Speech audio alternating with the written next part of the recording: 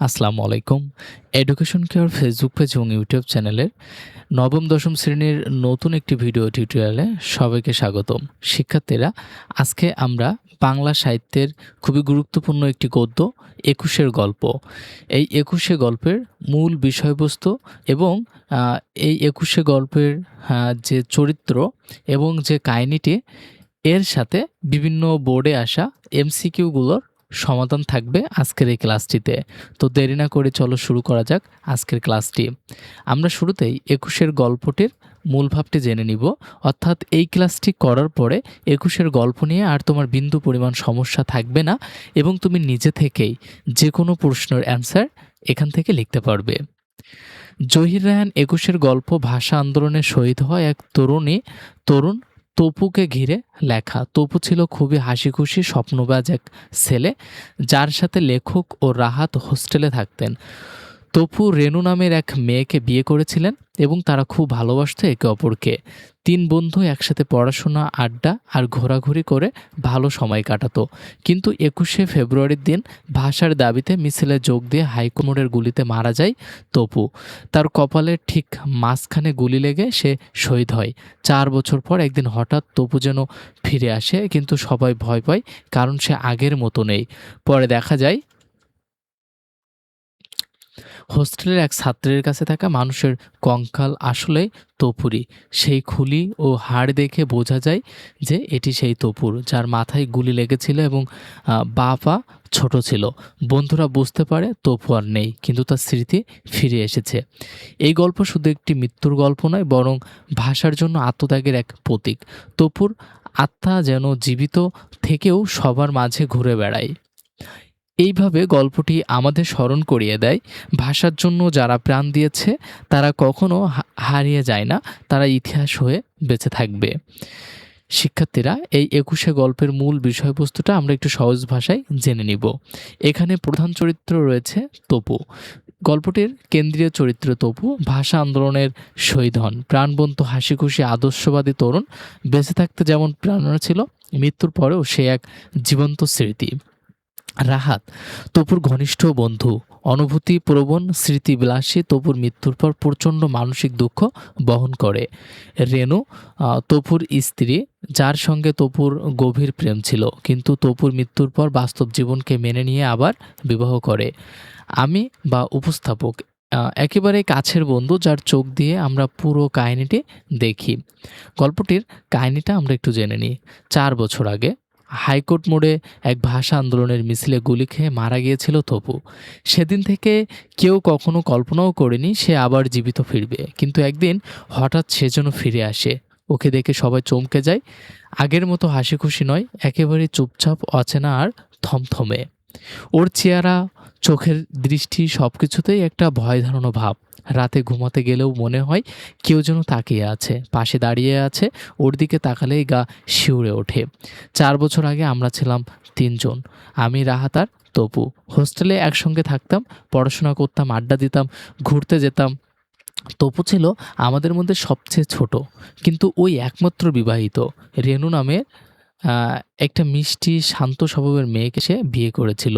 ওর নিজের আত্মীয়স্বজন ছিল এই রেনু। তপু খুব হাসিখুশি, প্রাণবন্ত একটা ছেলে ছিল।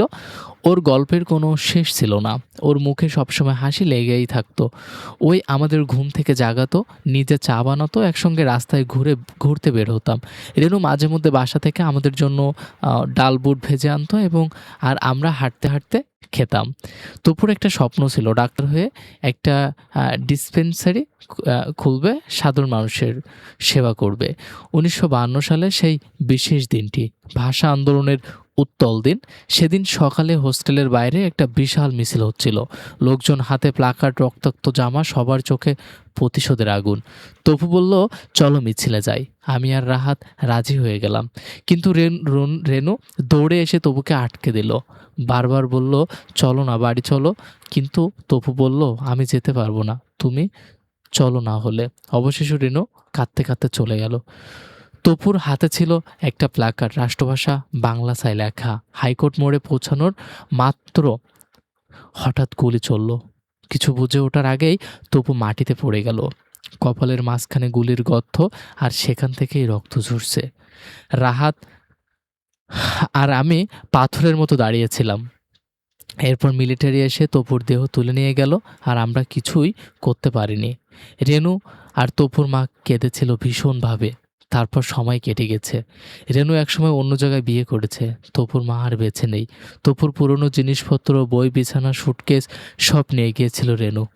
তবুও তপুর স্মৃতি বয়ে গেছে আমাদের মাঝে। আমরা মাঝে মধ্যে রাতে অনুভব করতাম যেন কেউ আমাদের ঘাড়ে হাত রেখে বলছে, ওঠো, ঘুমায়ও না। মনে হতো তপু ফিরে এসেছে ছায়া হয়ে। 4 বছর পর হোস্টেলের এক নতুন ছেলে এলো। সে মেডিকেলের ছাত্র ছিল।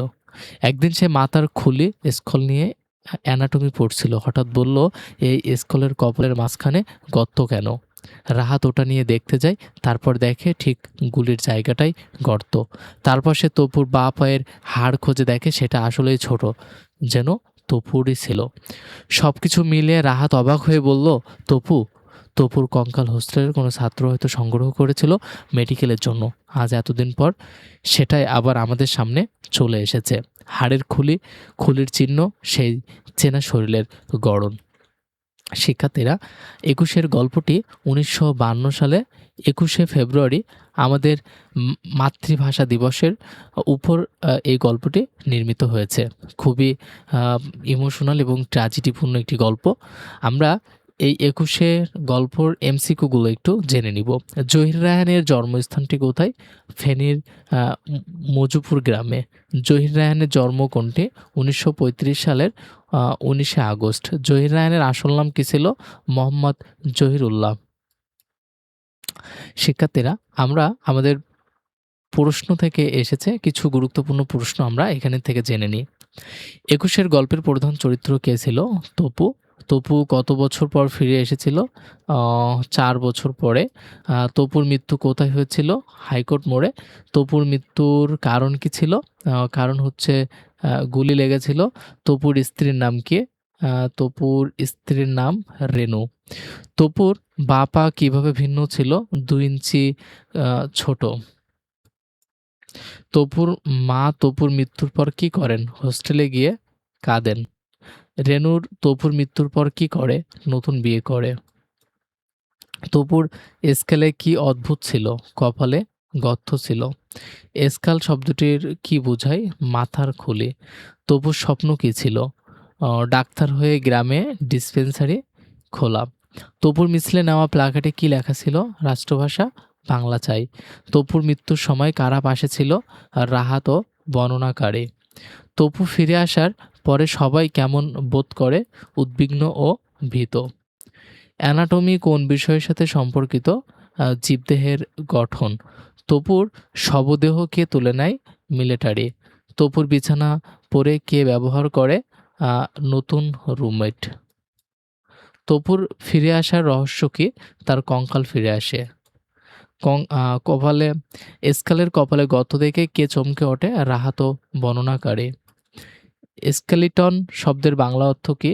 কঙ্কাল। শিক্ষার্থীরা, তোমাদের প্রচুর এমসিকিউ রয়েছে। যদি তোমরা প্রয়োজন মনে করো যে তোমাদের এমসিকিউর উপরে ক্লাস দেওয়া প্রয়োজন, তাহলে আমাদেরকে কমেন্টে জানাতে পারো। আমরা তোমাদের এমসিকিউর উপরে আলাদা ধারাবাহিক ক্লাস আপলোড দিব। আজকের ক্লাসটি আর দীর্ঘায়িত না করে ভিডিওটি অবশ্যই একটি লাইক দিও এবং তোমাদের এই এসএসসি সাজেশন পেতে এবং পরবর্তী ক্লাসের ভিডিও পেতে অবশ্যই চ্যানেলটি সাবস্ক্রাইব করো, বন্ধুদের সাথে শেয়ার করে দাও। দেখা হচ্ছে পরবর্তী কোনো ক্লাসে। সে পর্যন্ত সকলেই ভালো থাকো, সুস্থ থাকো। আল্লাহ হাফেজ।